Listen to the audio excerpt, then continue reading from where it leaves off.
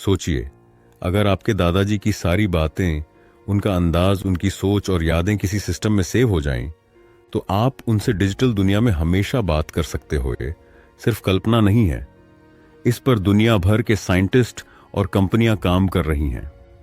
Brain mapping technology धीरे धीरे आगे बढ़ रही है। साइंटिस्ट कोशिश कर रहे हैं कि इंसान के दिमाग में मौजूद अरबों न्यूरॉन्स और उनके कनेक्शन को समझा जाए। जो अगर ये सफल हो जाता है तो हर इंसान का माइंड पैटर्न डिजिटल रूप में सेव किया जा सकता है। इस डेटा को फिर आई में अपलोड किया जा सकता है ताकि वो आपके जैसा सोचे और आपकी तरह बात करे और आपकी यादों को जी सके। आजकल मेटावर्स और वर्चुअल रियलिटी भी इसी दिशा में एक कदम है। मान लीजिए आपने अपना पूरा डिजिटल अवतार बना लिया है और आप उसमें अपनी सोच अपलोड कर देते हो। जब आप नहीं भी रहोगे तब भी आपका वर्चुअल अवतार आपके परिवार और दोस्तों के साथ इंटरैक्ट कर सकता है।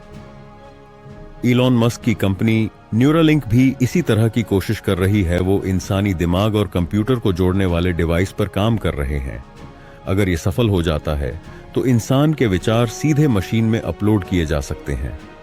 इसके फायदे भी हैं और खतरे भी। फायदे ये कि इंसान का ज्ञान कभी खत्म नहीं होगा। महान वैज्ञानिक, कलाकार और लीडर्स अपनी सोच हमेशा के लिए छोड़कर जा सकते हैं। आने वाली पीढ़ियां उनसे सीख सकती हैं। इसके अलावा परिवार के लोग अपने प्रियजनों से हमेशा जुड़े रह सकते हैं, भले ही वो इस दुनिया में न हों। लेकिन इसके खतरे भी कम नहीं हैं। सबसे बड़ा सवाल है, क्या डिजिटल वर्जन असली इंसान होगा या सिर्फ उसकी कॉपी? अगर आपका डिजिटल वर्जन किसी कंप्यूटर में है और कोई उसे हैक कर ले, तो क्या आपकी यादें और सोच गलत तरीके से इस्तेमाल हो सकती हैं?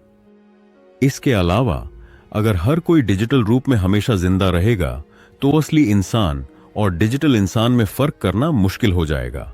सोचिए, अगर एक दिन ऐसा आ गया कि डिजिटल दुनिया में आपके हजारों वर्जन मौजूद हों, तो असली आप कौन होंगे? यही सबसे बड़ी एथिकल डायलेमा है।